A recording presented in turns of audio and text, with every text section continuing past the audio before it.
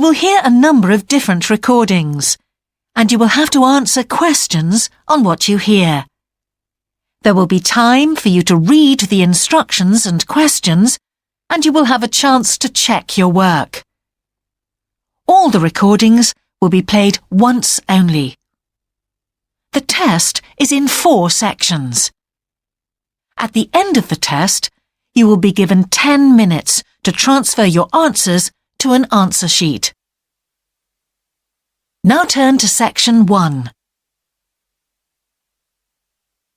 Section 1.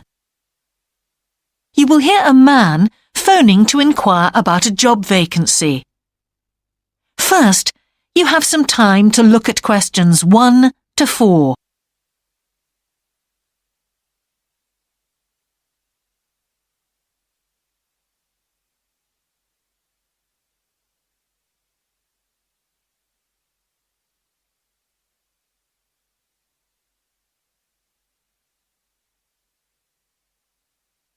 You will see that there is an example that has been done for you. On this occasion only, the conversation relating to this will be played first.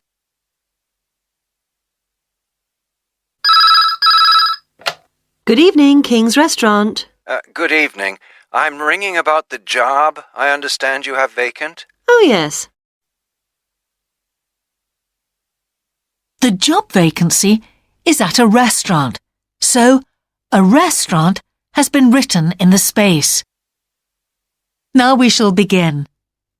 You should answer the questions as you listen, because you will not hear the recording a second time. Listen carefully and answer questions 1 to 4.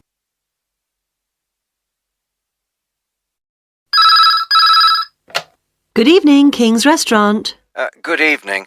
I'm ringing about the job I understand you have vacant. Oh, yes. I'd like to find out a few more details, if I may. Yes, of course. Can I take your name? It's Peter Chin. OK, Peter. Well, if you want to ask about the job, and then if we're both still interested, we could arrange for you to come for an interview. Great, thanks. I'm afraid I missed the advert for the job, but heard about it from a friend. That's no problem at all. What would you like to know? Well, what sort of work is it? Washing up? It's answering the phone. Oh, right, fine. And not waiting at table. That'd be good. And how many nights a week would it be? Well, we're really only busy at the weekend. So 2 nights? 3, actually, so it would work out at 12 hours a week. That'd be fine. It wouldn't interfere with my studies. Are you at the university? Yes, first-year physics student. Oh, right. And because I'm not an EU national, would I need a work permit? Yes, you would. Just get your tutor to sign it. That wouldn't be a problem if I were to get the job. Where exactly is the restaurant? Well, we have 2 branches. The one we're recruiting for is in Hillsdon Road. I don't know that. How do you spell it, please? It's HILLSDUNNE Road. Got that. Thanks. Is it near a bus stop? Yes, the nearest one would probably be just beside the library. Oh, yes, I know it. That'd be fine for me. And could I ask about the pay? We're offering £4.45 an hour. That's very good. My last job was £3.95 an hour. Before you hear the rest of the conversation, you have some time to look at questions 5 to 10.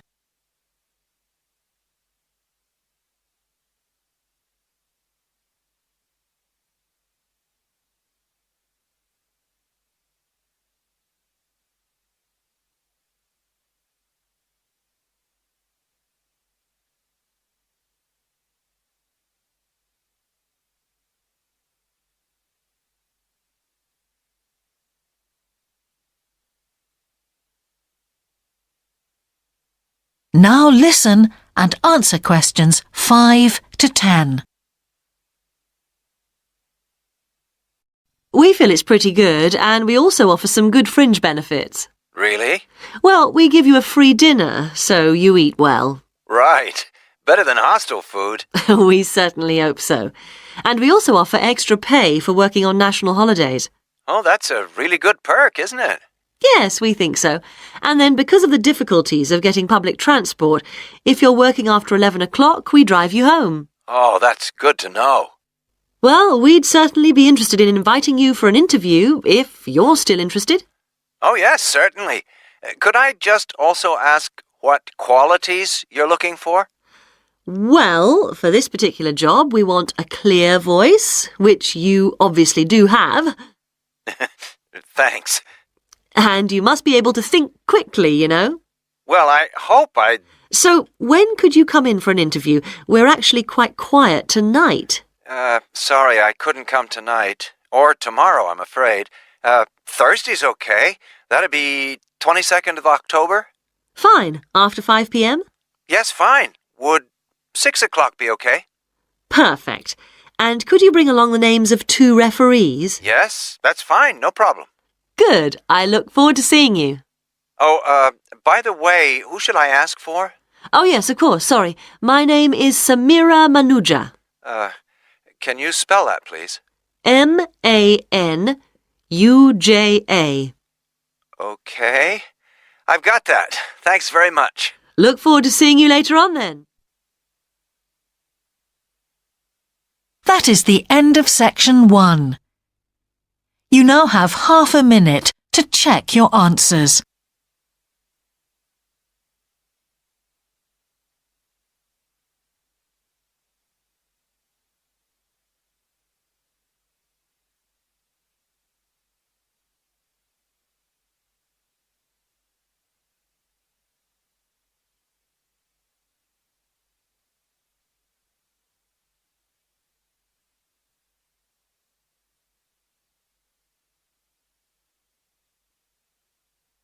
Now turn to section 2.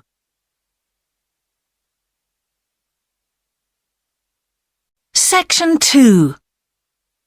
You will hear part of a radio programme about the opening of a new local sports shop.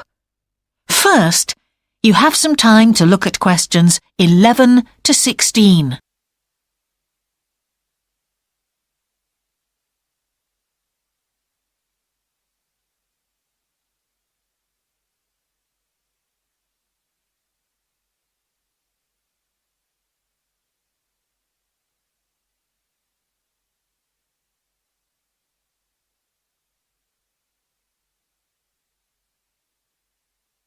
Now listen carefully and answer questions 11 to 16. Now we go to Jane, who is going to tell us about what's happening in town this weekend. Right, thanks Andrew. And now on to what's new. And do we really need yet another sports shop in Bradcaster? Well, most of you probably know Sports World, the branch of a Danish sports goods company that opened a few years ago. It's attracted a lot of custom, and so the company has now decided to open another branch in the area. It's going to be in the shopping centre to the west of Bradcaster, so that will be good news for all of you who found the original shop in the north of the town hard to get to. I was invited to a special preview, and I can promise you, this is the ultimate in sports retailing. The whole place has been given a new minimalist look with the company's signature colours of black and red. The first 3 floors have a huge range of sports clothing as well as equipment. And on the top floor, there's a cafe and a book and DVD section. You'll find all the well-known names, as well as some less well-known ones. If they haven't got exactly what you want in stock, they promise to get it for you in 10 days. Unlike the other store, where it can take up to 14 days. They cover all the major sports, including football, tennis and swimming. But they particularly focus on running, and they claim to have the widest range of equipment in the country. As well as that, a whole section of the 3rd floor is devoted to sports bags, including the latest designs from the States. If you can't find what you want here, it doesn't exist.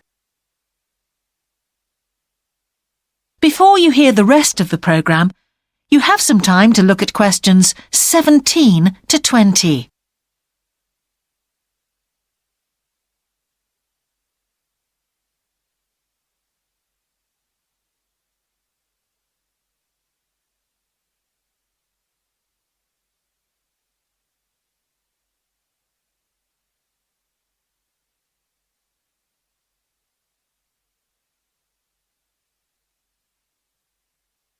Now listen and answer questions 17 to 20. The shop will be open from 9 a.m. this Saturday, and if you go along to the opening, then you'll have the chance to meet the national 400 metres running champion Paul King, who's coming along to open the shop. And he will be staying around until about midday to chat to any fans who want to meet him and sign autographs. Then there will be a whole range of special attractions all weekend. There will be free tickets for local sporting events for the first 50 customers, and also a special competition open to all. Just answer 15 out of 20 sports questions correctly to win a signed copy of Paul King's DVD, Spring Tips, while the first person to get all the questions correct gets a year's free membership of the Bradcaster Gym. All entrants will receive a special sports calendar with details of all Bradcaster fixtures in the coming year. One of the special opening offers is a fitness test, a complete review of your cardiac fitness and muscle tone, actually done in the shop by qualified staff. This would normally cost £30, but is available at half price for this month only. There are only a limited number of places available for this, so to make a booking, phone 560-341. In addition, if you open an account, you get lots more special offers, including the chance to try out equipment at special open evenings. That is the end of section 2. You now have half a minute to check your answers.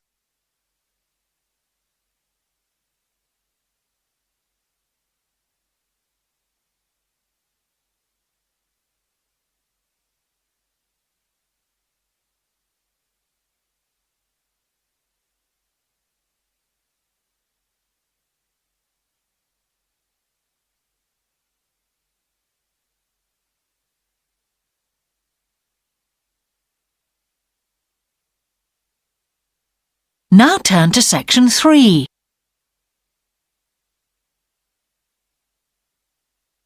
Section 3.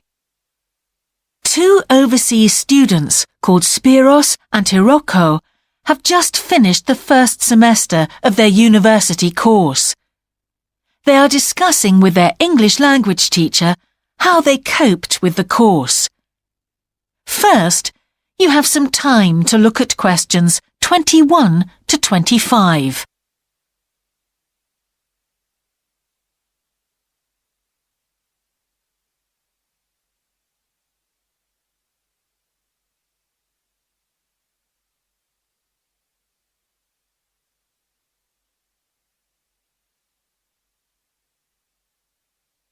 Now listen carefully and answer questions 21 to 25.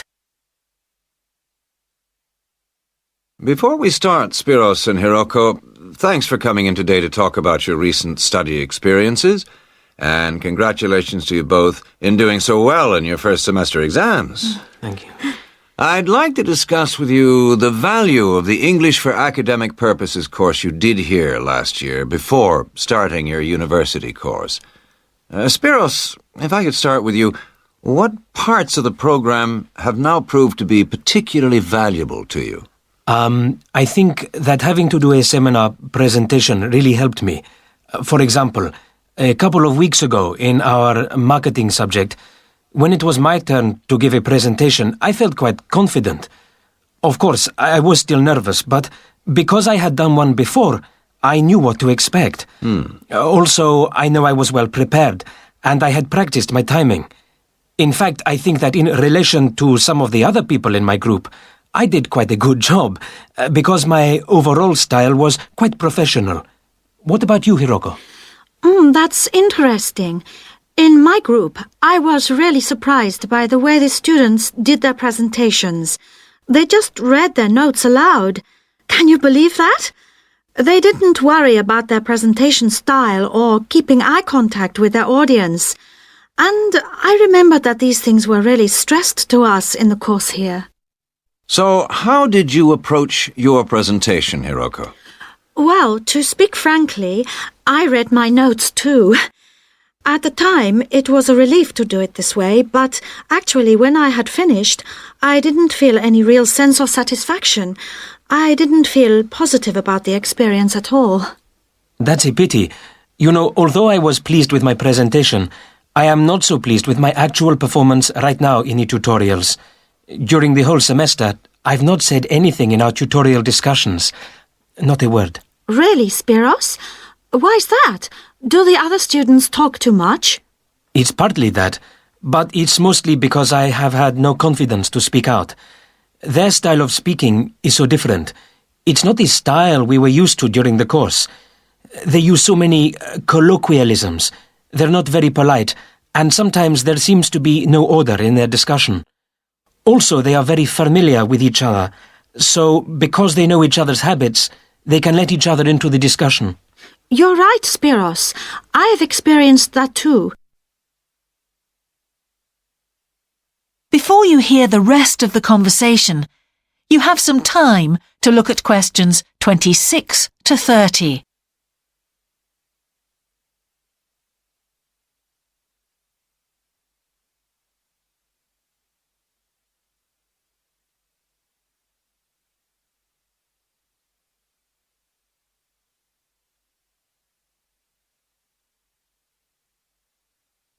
Now listen and answer questions 26 to 30. For most of this semester, I've said absolutely nothing in tutorials. But recently, I've been trying to speak up more, and I just jump in, and I've noticed an interesting thing. I've noticed that if they thought my point was interesting or new, then the next time they actually asked for my opinion. And then it was much easier for me to be part of the discussion. Oh, that's great, Hiroko. I hope that happens for me next semester. I'll have to work hard to find some interesting points. What helped you to find these ideas? I think that one thing that helped me with this was the reading. I've had to do so much reading this semester just to help me make sense of the lectures. At first, I couldn't understand what the lectures were talking about, so I had to turn to the books and journals. Every night I read for hours, using the lists of references that were given, and I made pages of notes. At breakfast, I read and read my notes again.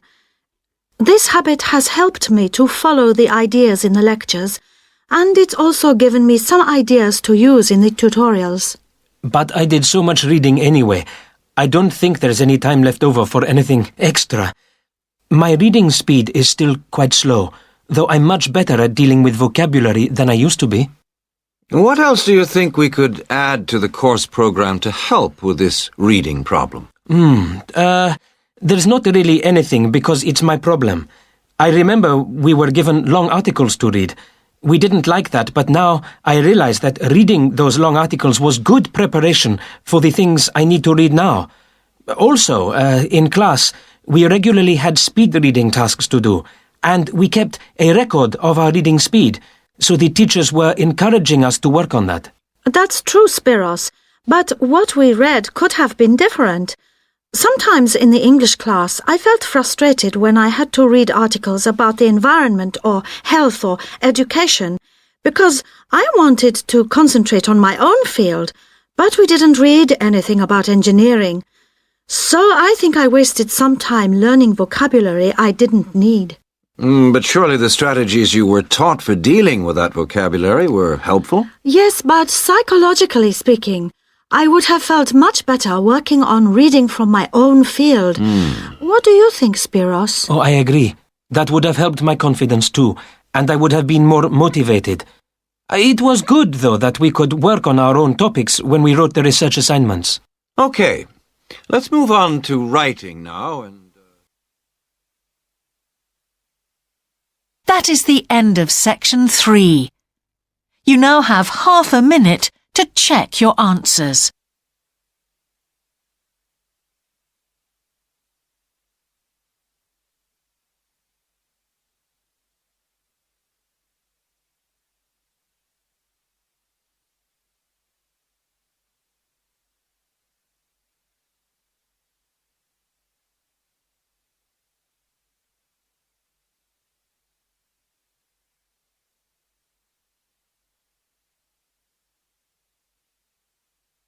Now turn to section 4.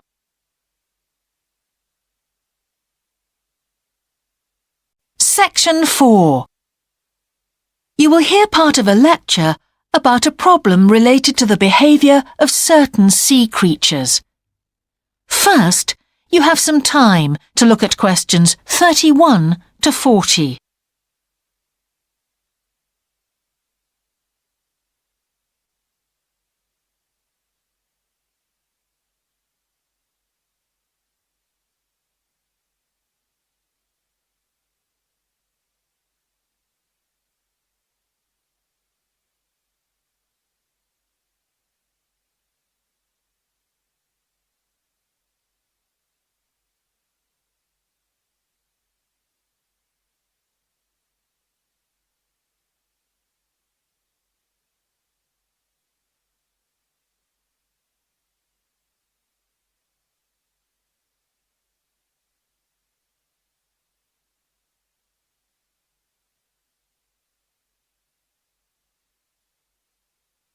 Now listen carefully and answer questions 31 to 40. Good afternoon, everyone. Well, with some of you about to go out on field work, it's timely that in this afternoon's session I'll be sharing some ideas about the reasons why groups of whales and dolphins sometimes swim ashore from the sea right onto the beach and, most often, die in what are known as mass strandings. Unfortunately, this type of event is a frequent occurrence in some of the locations that you'll be travelling to, where sometimes the tide goes out suddenly, confusing the animals. However, there are many other theories about the causes of mass strandings. The first is that the behaviour is linked to parasites. It's often found that stranded animals were infested with large numbers of parasites. For instance, a type of worm is commonly found in the ears of dead whales. Since marine animals rely heavily on their hearing to navigate, this type of infestation has the potential to be very harmful. Another theory is related to toxins or poisons.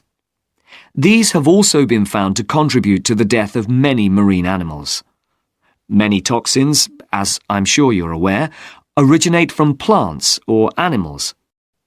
The whale ingests these toxins in its normal feeding behaviour, but whether these poisons directly or indirectly lead to stranding and death seems to depend upon the toxin involved. In 1988, for example, 14 humpback whales examined after stranding along the beaches of Cape Cod were found to have been poisoned after eating tuna that contained saxitoxin, the same toxin that can be fatal in humans.